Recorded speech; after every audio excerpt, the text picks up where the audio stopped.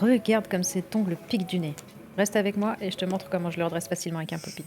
On commence par faire la préparation habituelle. On s'occupe des cuticules et de la plaque de l'ongle. On fait du frotti-frotta avec la base. Et on prend nos meilleurs amis quand on n'a pas envie de faire du sablon.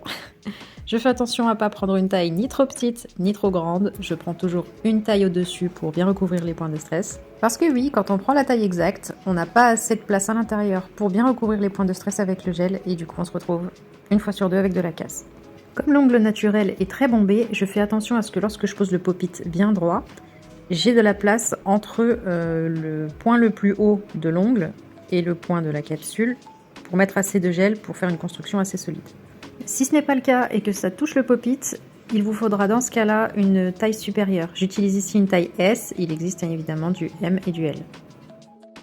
Je pose le pop-it dans un mouvement de levier, je pose d'abord à 1 mm de la cuticule et tout doucement, quand je vois qu'il n'y a pas de bourrelet, je pousse vers la cuticule.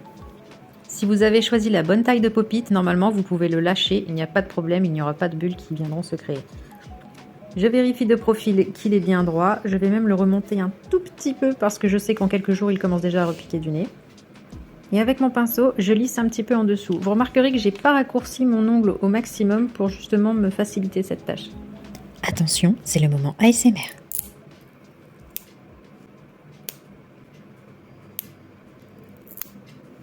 Et voilà, mon bel ongle crochu redressé.